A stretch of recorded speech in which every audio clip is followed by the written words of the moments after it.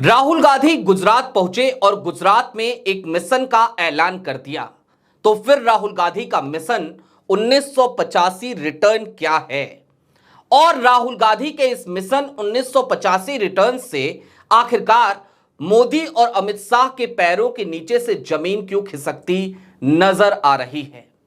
1985 का यह मिशन कैसे वर्ष 2017 और वर्ष 2027 से सीधा सीधा जुड़ा हुआ है और 2017 में 32 साल के बाद आखिरकार ऐसा क्या हो गया था कि राहुल गांधी अब पूरी उम्मीद लगाए बैठे हैं कि पूरे देश में सबसे पहले यदि कहीं कोई परिवर्तन होगा तो वो होगा मोदी और अमित शाह के गढ़ यानी कि गुजरात में। और क्या राहुल गांधी का ये मिशन 1985 रिटर्न ही है जिसकी वजह से राहुल गांधी के ऊपर इस समय केंद्रीय एजेंसी का शिकंजा कसता जा रहा है? पूरी बात जरा तफसील से करेंगे, जरा विस्तार से करेंगे और यह समझने की कोशिश करेंगे कि आखिरकार भारतीय जनता पार्टी के खेमे में, सत्ताधारी दल के खेमे में अमित शाह साहब के चेहरे पर पसीने की बूंदें क्यों नुमायदार होने लगी होंगी। नमस्कार, मैं स्वप्निल और आप मुद्दा देख रहे हैं। आगे बढ़ने से पहले वही छोटी सी अपील जो बीते कुछ दिनों से लगातार हमें आपसे मजबूरीवश करनी पड़ रही है। 2 साल से ज्यादा का वक्त गुजर गया। इन 2 सालों में हमने लगातार निष्पक्ष पत्रकारिता का धर्म निभाया है, कभी आपसे सहयोग की कोई अपील नहीं करी है। लेकिन 2 सालों के बाद आज की तारीख में सहयोग की यह अपील हमें उस स्थिति में करनी पड़ती है जिस वक्त पे स्थितियां जरा ज्यादा विकट हैं। यह अपील हम उस स्थिति में कर रहे हैं जिस वक्त पे हमारे मेन बैंक अकाउंट्स फ्रीज चल रहे हैं। ऐसे में आपसे अपील है कि यदि आप सक्षम हो और यदि आप चाहें तो मुद्दा की छोटी छोटी आर्थिक मदद जरूर कीजिएगा। इसके लिए आप स्क्रीन पर दिख रहे क्यूआर कोड या फिर के नीचे दिख रहे यूपीआई नंबर का इस्तेमाल कर सकते हैं। अब आगे बढ़ते हैं और आपको ये पूरा जो मामला है इसको जरा विस्तार से समझाते हैं। 1985 रिटर्न मिशन की तरफ चलें उससे पहले जरा 2017 के चुनावी परिणामों पर नजर डालिए। 2017 में ऐसा लग रहा था कि कांग्रेस सरकार बना लेगी। कांग्रेस ने सरकार तो नहीं बनाई, लेकिन हां, जो नतीजे आए उन नतीजों ने यह बता दिया कि कांग्रेस यदि मेहनत करे तो गुजरात की जमीन अभी उतनी बंजर उसके लिए नहीं है, या फिर कि कांग्रेस यदि मेहनत करे तो बंजर से बंजर जमीन पर भी फसल उगाई जा सकती है। क्योंकि 2017 के गुजरात विधानसभा चुनाव के जो परिणाम आए थे वो परिणाम 32 साल बाद कांग्रेस की सर्वाधिक सीटों के थे। इससे पहले 32 साल पहले ही कांग्रेस को ऐसी सीटें आई थी। तो कितनी सीटें आई थी कांग्रेस के पास? जवाब है 77 सीटें। जी हां, 77 सीटें गुजरात में कांग्रेस ने जीती थी 2017 के चुनाव में। फिर 2022 का साल आया। आम आदमी पार्टी भी अपना दम झोंक रही थी, दमखम से लगी थी और उस वक्त पे 2022 में राहुल गांधी की भारत जोड़ो यात्रा भी चल रही थी। लेकिन इन सब के बावजूद 2022 में कांग्रेस की सीटें 1-2 नहीं घटी, 10-20 नहीं घटी, 60 सीटें घट गई थी और कांग्रेस को मिले 2022 में मात्र 17 सीटें। अब मिशन 1985 की तरफ चले आइए। राहुल गांधी का अपना ड्रीम प्रोजेक्ट है गुजरात की बंजर जमीन पर कांग्रेस के लिए फसल उगाना, वोटों की फसल उगाना, सत्ता की फसल उगाना। और ऐसे में राहुल गांधी बीते कुछ दिनों से लगातार आपको गुजरात में सक्रिय नजर आ रहे होंगे।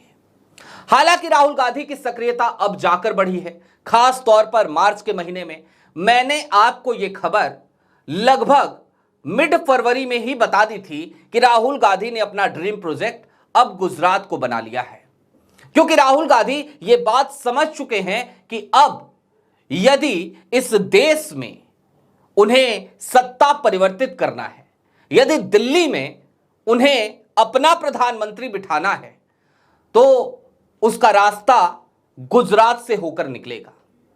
लोग बार बार यह कहते हैं कि प्रधानमंत्री का रास्ता उत्तर प्रदेश से निकलता है, लेकिन राहुल गांधी इस सत्य को मान चुके हैं कि गुजरात मॉडल को ध्वस्त किए बिना अब कांग्रेस के कार्यकर्ताओं में जोश नहीं आएगा।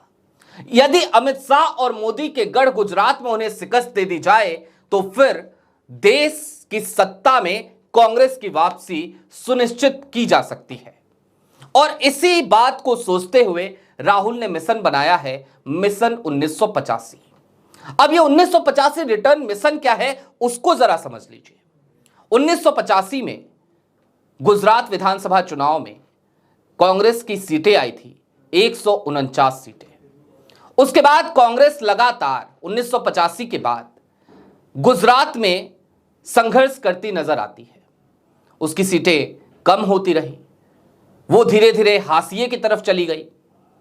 2017 का साल आया तो कांग्रेस ने जी तोड़ मेहनत करी, राहुल गांधी ने खुद बहुत मेहनत करी और देश के तमाम ओपिनियन पोल और एग्जिट पोल्स भी उस वक्त पे कांटे की टक्कर बताने लगे। कुछ तो कहने लगे कि कांग्रेस गुजरात में अपनी सरकार बना ले जाएगी, इस बार मोदी मैजिक नहीं चल पाएगा। लेकिन 2017 में जो नतीजे आए उसने यह बताया कि दरअसल कांग्रेस की मेहनत में थोड़ी सी कमी रह गई। कांग्रेस लेकर आई 77 सीटें, उसकी सीटें निश्चित तौर पर बढ़ी थी। भारतीय जनता पार्टी का जो वोट प्रतिशत था वो 49 दशमलव कुछ फीसद का था, तो कांग्रेस का वोट प्रतिशत 41 दशमलव कुछ का था। यानी कि कुल मिलाकर कांग्रेस यदि थोड़ी सी और मेहनत करती तो सीटों का जो अंतर था वो भी पाटा जा सकता था। 91 सीटें आई थी भारतीय जनता पार्टी की। लेकिन उस वक्त पे जो हुआ हुआ, फिर 2022 का चुनाव आया और कांग्रेस फिर से हाशिए पर चली गई। एक फैक्टर हो सकता है उसमें आम आदमी पार्टी का रहा हो, लेकिन वो इतना ज्यादा कारगर हो जाएगा तो इसके लिए जिम्मेदार भी कांग्रेस ही है, क्योंकि कांग्रेस का संगठन लगातार गुजरात में सोया रहा। और ऐसा इसलिए भी क्योंकि जब आप बार बार चुनाव हारते हो तो कार्यकर्ताओं का मनोबल टूट जाता है, और कार्यकर्ताओं का मनोबल तब और ज्यादा टूट जाता है जब आप उन्हें अनाथ छोड़ देते हो उनके प्रदेश में, खास तौर पर गुजरात जैसे राज्य में जहां पर आप लंबे समय से सत्ता में नहीं हो। वहां पर आपके कार्यकर्ता रिचार्ज हो तो हो कैसे, उन्हें बूस्टर डोज मिले तो मिले कैसे। और ऐसे में अब राहुल गांधी का पूरा फोकस गुजरात हो चला है। मिशन 1985 रिटर्न हो चला है, यानी कि वो कांग्रेस के लिए 100+ सीटों पर अपनी जीत सुनिश्चित करना चाहते हैं। और इसके लिए राहुल गांधी जी तोड़ मेहनत करने से नहीं चूकेंगे, इस बात में कोई दो राय नहीं है। यह बात मोदी साहब को भी पता है, यह बात अमित शाह साहब को भी पता है। राहुल गांधी गुजरात पहुंचे, गुजरात में जाकर के तमाम बैठकें कर रहे हैं, वहां पे अपने भरोसे के लोगों को लगा रहे हैं काम पर। और सबसे बड़ी बात तो यह कि राहुल गांधी भरोसे के लोगों को लगाएं या ना लगाएं, लेकिन राहुल गांधी खुद से सारी कमान गुजरात के अपने हाथों में लेना चाहते हैं, अपने हाथों में रखना चाहते हैं। राहुल गांधी खुद जाकर जिला के लोगों से बैठक करके अभी आए। संगठन सृजन की शुरुआत हुई तो उसकी शुरुआत गुजरात से करी, और गुजरात से करी तो खुद 2 दिवसीय यात्रा पे गुजरात पहुंच करके करी। यानी कि कुल मिलाकर मोदी और शाह की जमीन को खिसकाने की तैयारी राहुल गांधी ने कर ली है। और अब सवाल यह भी उठ रहा है, इसको जोड़कर देखा जा रहा है कि एक तरफ राहुल गांधी गुजरात में अपनी सक्रियता बढ़ा रहे हैं, तो दूसरी तरफ केंद्रीय एजेंसी प्रवर्तन निदेशालय अपना सिकंजा कसती जा रही है। चार्जशीट में नाम डाला जा चुका है। सोनिया गांधी को आरोपी नंबर 1 तो राहुल गांधी को आरोपी नंबर 2 बनाया जा चुका है। 25 जुलाई को इस मामले की सुनवाई भी होनी है, और इन सब के बीच 12 अप्रैल की ही तारीख थी जब एजीएल से जुड़ी हुई 600 करोड़ के आसपास की संपत्ति को ईडी ने, प्रवर्तन निदेशालय ने जब्त भी कर लिया था। लेकिन कुल मिलाकर देखना दिलचस्प होगा कि यदि गुजरात में राहुल गांधी इसी तरीके से मेहनत करते रहे तो फिर 2017 में जिस तरीके से कांग्रेस को एक छोटी सी सफलता मिली थी, कहीं कांग्रेस उस सफलता में कुछ सीटें और बढ़ाकर बहुमत का आंकड़ा पार कर मोदी और अमित शाह को गुजरात में शिकस्त ना देते। और अगर ऐसा हुआ तो निश्चित तौर पर इसका इंपैक्ट पूरे देश पर पड़ेगा और इसीलिए राहुल गांधी का यह ड्रीम प्रोजेक्ट है और इसीलिए मोदी और अमित शाह इस वक्त पे परेशान चल रहे हैं। अब वो परेशान चल रहे हैं तो ही ईडी सक्रिय हुई है क्या? ये सवाल मैं आपके लिए छोड़े जाता हूं, कमेंट बॉक्स में इसका जवाब दीजिएगा। अभी के लिए दीजिए इजाजत।